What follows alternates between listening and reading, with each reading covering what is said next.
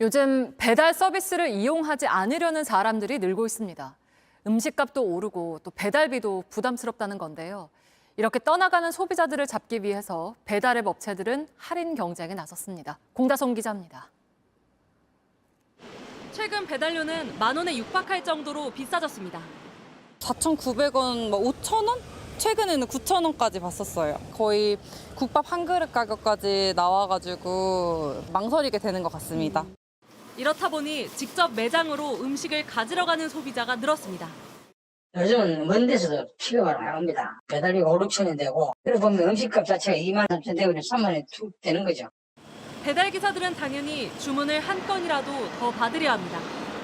콜 선택지가 너무 많아가지고 막 여기저기 막 선택했는데 요새는 그냥 잡히면 그냥 가는 편인 것 같아요. 코로나19가 확산할 때와는 확연히 달라진 모습입니다. 소비자들이 배달 서비스 이용을 줄이는 가장 큰 이유는 물가 부담 탓이 큽니다.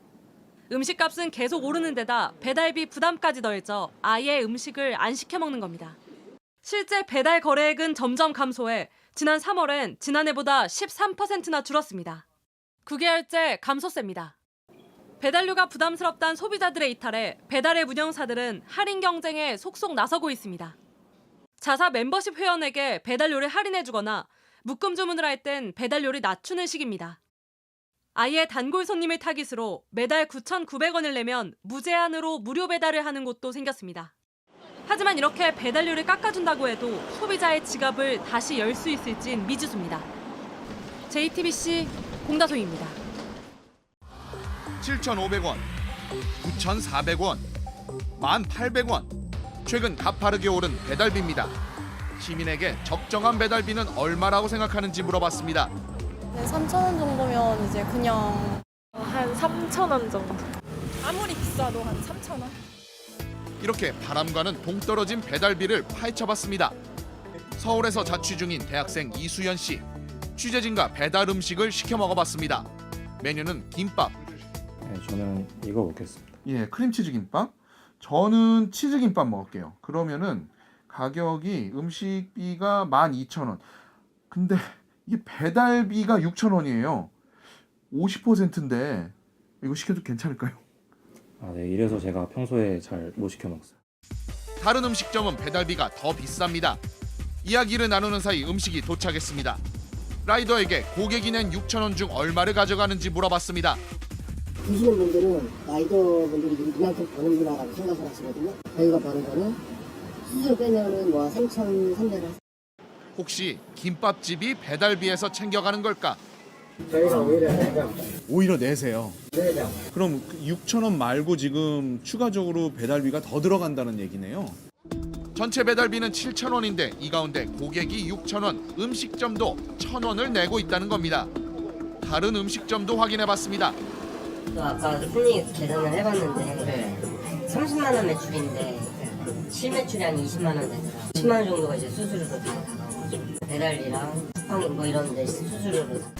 방금 들어온 9,700원짜리 주문 내역. 전체 배달비가 6,000원인데 손님과 음식점이 3,000원씩 부담하고 있습니다. 그래서 고객은 12,700원을 내고 업주는 얼마나 낼까? 중개 이용료라 해서 660원이 빠져요. 또 여기서 이제 결제 정산 수수료라고 해서 286원이죠. 업주 입장에선 9,700원짜리 주문에서 3,946원, 약 40%가 빠지는 겁니다.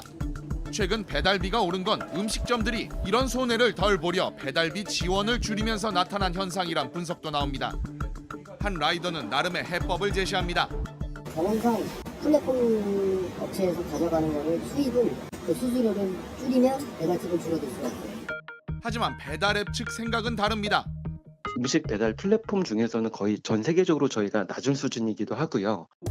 배달앱 업체는 수수료 외에도 광고료 등으로 부가 수익을 거두어 올해 흑자 전환을 예상 중입니다. 시민은 스스로 방법을 찾고 나섰습니다. 이모님 동일해서 35개 주문 들어왔습니다. 사장님 잠깐만요. 지금 배달 주문 들어온 거예요? 네. 근데 무슨 35그릇이 한꺼번에 들어와요? 네, 그 아파트 단지 내에서 단체 주문이 한 번에 들어온 겁니다. 배달비를 아끼려 아파트 주민이 한꺼번에 주문을 모아 한 겁니다. 사장님 사장님 잠깐만요. 네네. 이런 배달을 네. 얼마나 자주 가세요? 저희가 매일은 아니고요. 한 달에 단지별로 해서 한두 번 정도씩 하고 있습니다. 30그릇, 40그릇 이렇게를요? 네, 맞습니다. 이거 어떻게 시작하신 거예요? 소비자 입장에서 생각하다 보니까 배달비를 소비자도 아낄 수 있고 저희도 따로 지불하는 비용이 있는데 그걸 아낄 수 있기 때문에 둘 다 서로 좋은 방법인 것 같아서 생각하게 됐습니다. 누이 좋고 매부 좋고. 네, 맞습니다. 빨리 가시죠. 네, 알겠습니다. JTBC 윤정식입니다.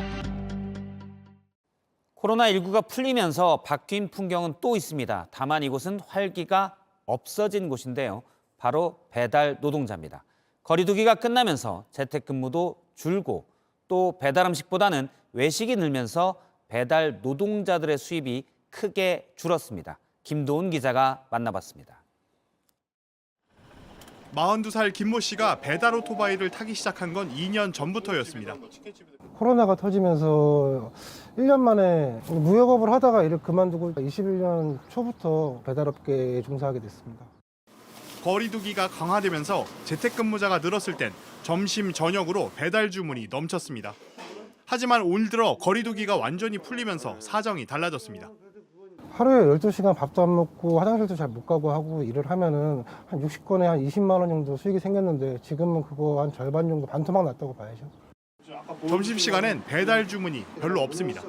그러다 보니 배달 주문이 많아지는 밤 시간에 기사들이 몰리면서 경쟁도 치열해집니다.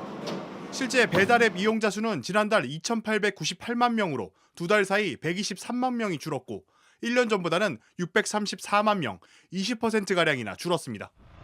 배달 기사들은 다른 일자리를 찾으려 해도 사람 뽑는 곳이 거의 없다고 토로합니다.